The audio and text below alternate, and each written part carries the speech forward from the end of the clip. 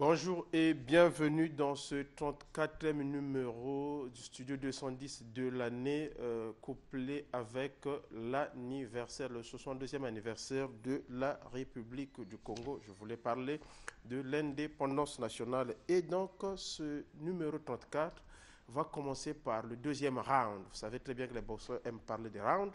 Le deuxième round entre le panafricaniste Obambe Ngakoso et l'évangéliste Marien Elenga de l'église La Main de Dieu autour du thème des Africains. Que gagneraient-ils à attendre le retour de Jésus? C'est un sujet certainement qui concerne tout le monde. Bonjour, cher évangéliste. Bonjour, monsieur le journaliste. Bonjour, cher panafricaniste.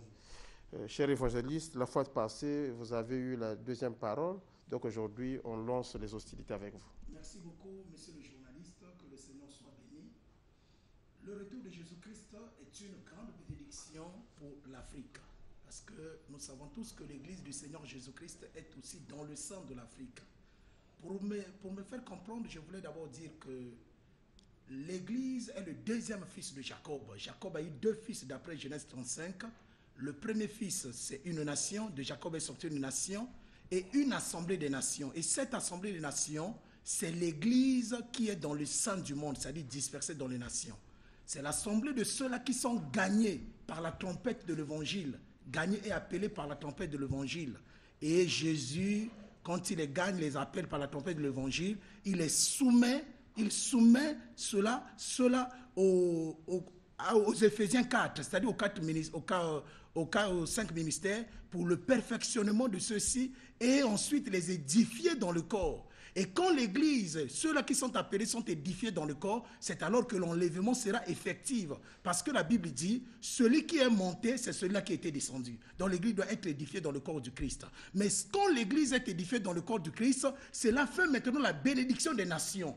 Parce que l'Église dans les nations, édifiée dans le corps du Christ, l'Église devient cette fois-ci, l'Église a maintenant cette fois-ci la pensée directrice qui est Christ lui-même, le directeur de l'Église, et aussi Église porte sur lui la clé de la porte de David, aussi bien en ayant le cœur du Christ. La clé de la porte de David permettait à l'Église d'imposer le royaume de Dieu dans les nations, parce que ce monde-ci est sous la principauté de Satan le diable. Donc par l'Église, le royaume de Dieu sera imposé dans les nations, parce que l'Église porte la clé de la porte de David sur son épaule. Et en secondo, l'Église a le cœur de Jésus-Christ, parce qu'il est le corps. Or, autant que le cœur en portant le corps de Jésus-Christ, il doit manifester l'amour et le service du Seigneur. C'est-à-dire l'Église sur la terre est serviteur. Vous avez la parole, monsieur Obambe Ngakoso. Lumière et celle de la terre.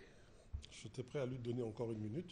Allez-y, c'est votre temps de parole. Oui, je reste sur ma fin. Parce que la problématique, c'est le retour de Jésus-Christ pour l'Afrique. La problématique, c'est qu'est-ce que ça peut apporter, qu'est-ce que ça va nous apporter. Mon contradicteur a eu 3 minutes. Il n'a pas répondu à la question. Ce qu'il a fait, c'est bien. C'est son exercice. C'est un prédicateur. Il prêche bien. Quand je l'entends, je suis content. J'ai l'impression de revoir certains pasteurs, certains apôtres, certains prophètes. Mais le problème, mon frère, ce n'est pas de prêcher. C'est de répondre à la problématique qui est posée. Vous nous avez laissé sur notre faim dimanche dernier, et je crains que vous ne repartiez sur les mêmes bases. Je vais essayer de dire autre chose que ce que j'ai dit la dernière fois. Vous savez, vous et moi sommes en ce moment dans un quartier appelé Nkombo. Nkombo est dans un arrondissement appelé Djiri. Djiri est dans une ville appelée Brazzaville. Brazzaville est dans un pays appelé le Congo. Le Congo est dans une sous-région appelée Afrique centrale, ou zone CEMAC, ça dépend comment on veut voir les choses, ou CEAC. Cette zone est en Afrique. L'Afrique fait partie de la planète Terre. La Terre fait partie de l'univers. Vous avez la Terre, vous avez Mars, vous avez Jupiter, vous avez Saturne, etc., etc. Tout cet univers a presque 14 milliards d'années d'existence. Je dis bien 14 milliards d'années d'existence. Vous prenez, depuis que l'univers existe, je ne dis pas créé, parce que l'univers n'a pas été créé. Il n'y a pas de preuve scientifique de la création de l'univers. Depuis que l'univers a été créé, 14 milliards d'années, jusqu'à la naissance supposée de Jésus, dit le Christ, Faites le calcul. On va vous épargner ce calcul. On va simplement prendre, depuis la naissance supposée de Jésus-Christ jusqu'à aujourd'hui, ça fait environ 2000 ans. Faites le calcul, 13,82 milliards d'années moins 2000 ans. Ce n'est même pas un grain de poussière. Je vous dis que ce n'est même pas un grain de poussière. Donc, que vous fassiez... Donc, voilà, je veux continuer sur ma pensée.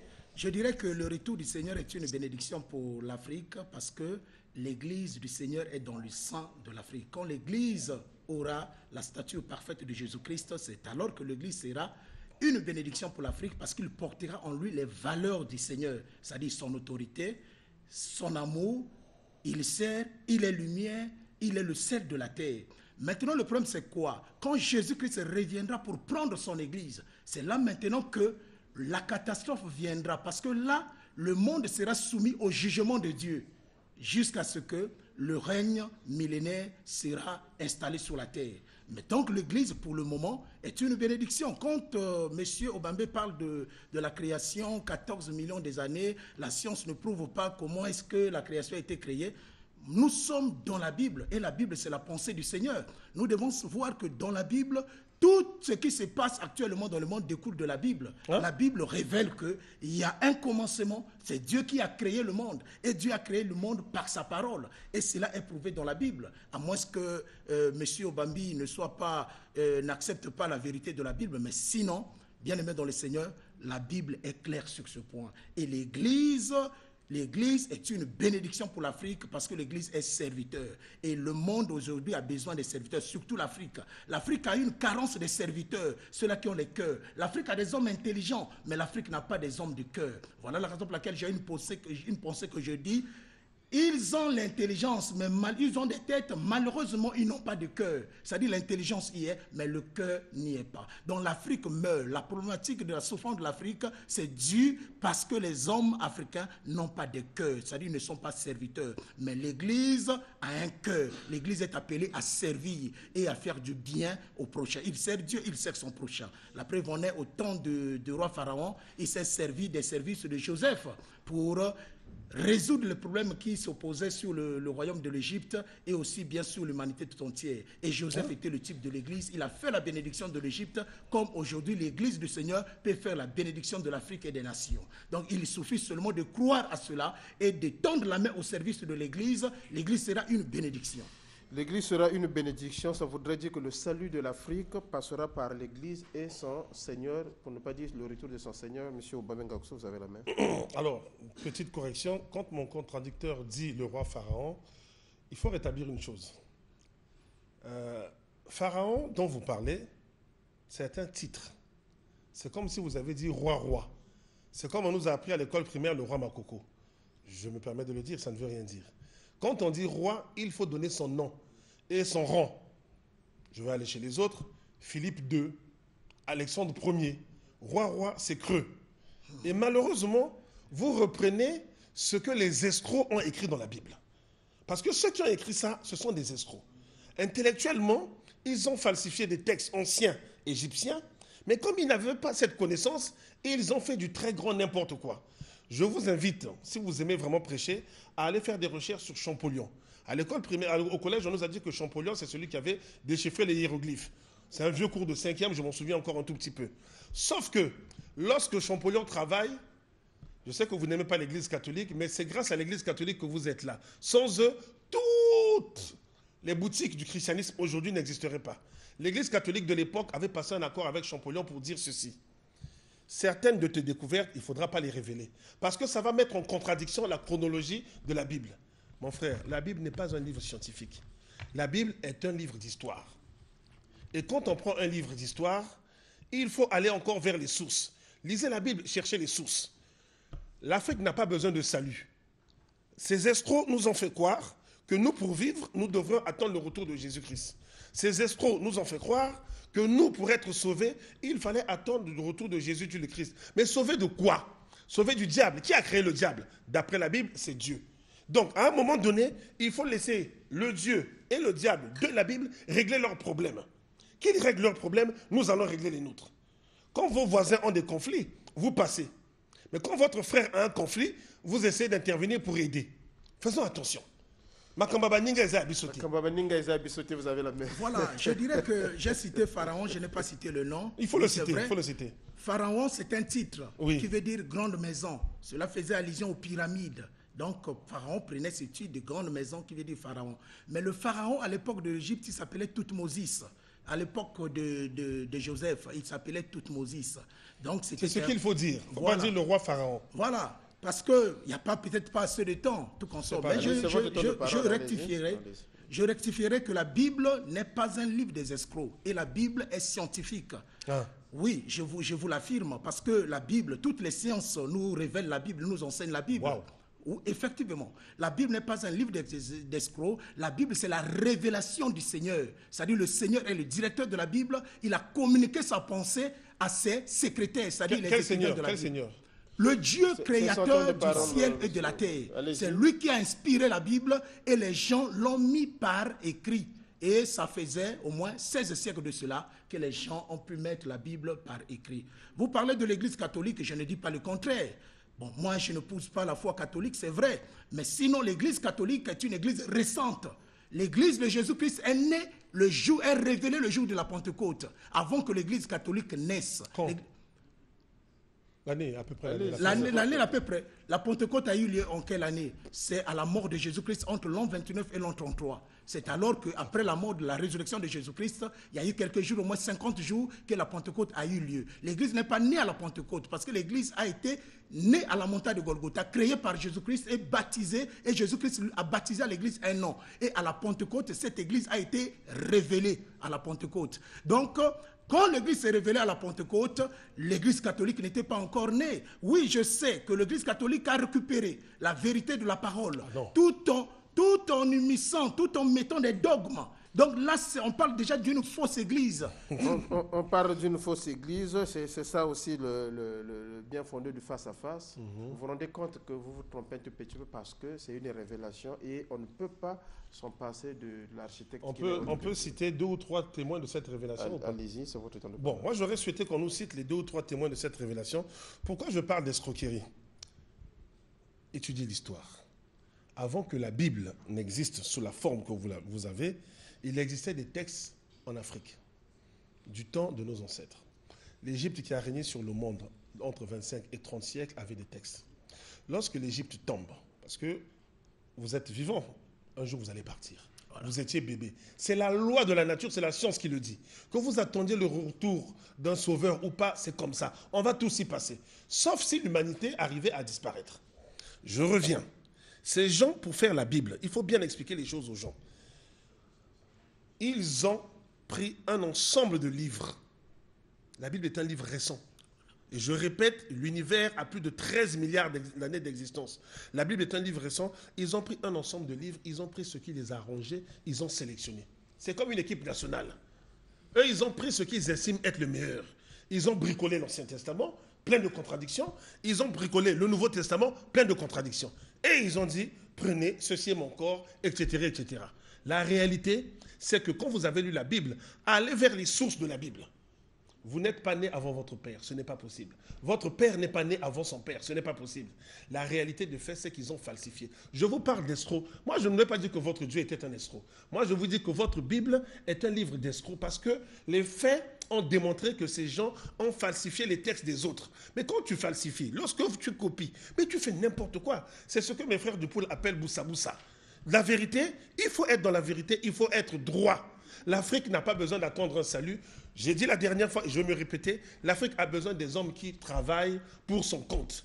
Des ouvriers, des maçons, des charpentiers, etc. etc. Vous avez la parole. Oui, ce que vous venez de dire est juste. Que la Bible, c'est un ensemble de livres ramassés de par-ci, par-là, et on assemble, ça nous donne la Bible. Mais nous devons savoir qu'en Égypte, il y avait des massourettes. Le salut dont les Africains ont besoin, en quoi il devrait se caractériser pour la...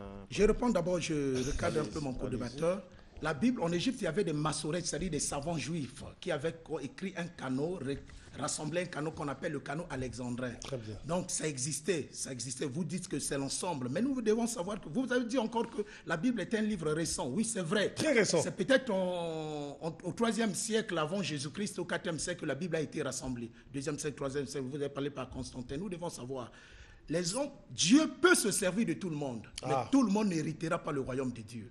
Ces hommes-là dont vous êtes en train de faire allusion, qui ont rassemblé la Bible, n'étaient que les instruments que le Seigneur Dieu utilisait. Parce que quand je vois ma Bible, quand je vois la Bible, je peux vous déplier cette Bible. Oui. Et cette Bible vous donnera la croix. À l'occasion, nous avons une conférence, la croix de Jésus. À l'occasion, nous avons une conférence que nous allons organiser au lycée de la Révolution en novembre. Nous allons parler sur ça.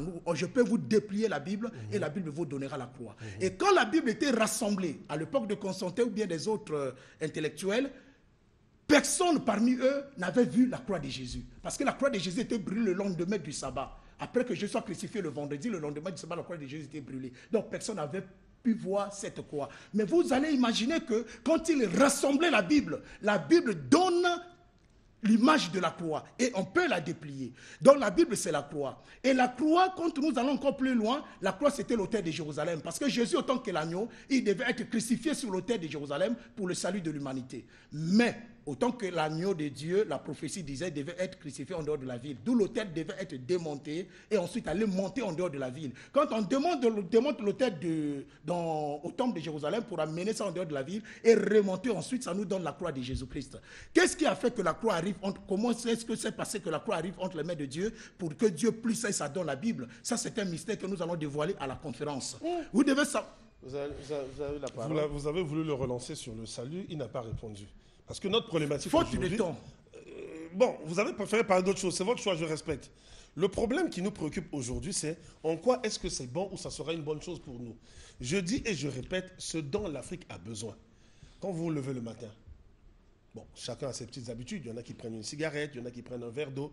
Toujours est-il que le matin, quand on se lève, soit on va au boulot, soit on pense à manger, soit on fait manger ses enfants. Vous allez remarquer que dans tout ce que nous venons de dire, il n'y a pas de notion de salut. Vous savez, vous et moi sommes africains. Nous parlons une langue qui n'est pas la nôtre. Et lorsque nous parlons une langue qui n'est pas la nôtre, il nous arrive de raconter n'importe quoi. Allez voir la définition du salut. Allez voir la définition du mot sauveur, etc., etc. Je vais vous choquer. Un peuple qui attend un sauveur, c'est un peuple faible. Un homme qui attend le salut est un homme faible. Tel que vous êtes là, si vous avez une épouse, vous ne devez pas attendre le salut. Vous devez prendre soin de votre femme. Si vous avez des enfants, vous devez en prendre soin. Si vous avez un village, vous devez protéger votre village. N'attendez pas le salut. Attendre le salut, je répète, est un signe de faiblesse. Et je vais même aller beaucoup plus loin.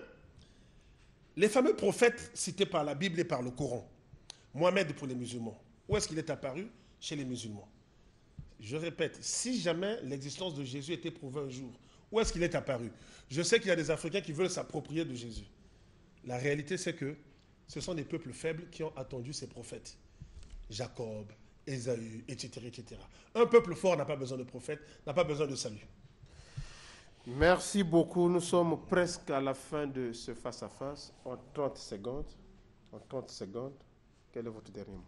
Oui, le dernier mot est que nous devons savoir que la parole de Dieu est la vérité et le salut de Jésus-Christ est une réalité qui est prouvée par tous. Parce que le monde est sous la puissance du malin, sous la puissance du diable. Voilà la raison pour laquelle, depuis que l'homme avait perdu sa position, sa principauté sur la terre, sur le monde, le diable a pris l'ascendance sur le monde. C'est alors que Jésus-Christ est venu comme étant le descendant d'Adam pour avoir le droit de rachat, de racheter l'homme. Parce que pour racheter la personne ou l'héritage de la personne, il fallait avoir le droit de rachat, racheter l'homme et racheter le monde. En 30 secondes, monsieur. En 30 secondes, je ne vais plus parler du salut, je vais simplement reprendre ce qu'il a dit. Le monde est sous la principauté du diable. Laissons ce diable et ce Dieu régler leurs problèmes. Réglons les nôtres. Mais si ce Dieu est incapable de se débarrasser du diable, je ne vois pas ce que vos prières vont ajouter. Je m'arrête là, moins de 30 secondes. Merci beaucoup. Vous avez un numéro de téléphone par lequel on peut vous joindre? Le 06, plus 242, 06 620. Plus 242, 06 622, 40 08. Et le vôtre? 06 868 0305. 06 868 0305. C'est donc la fin de ce face-à-face.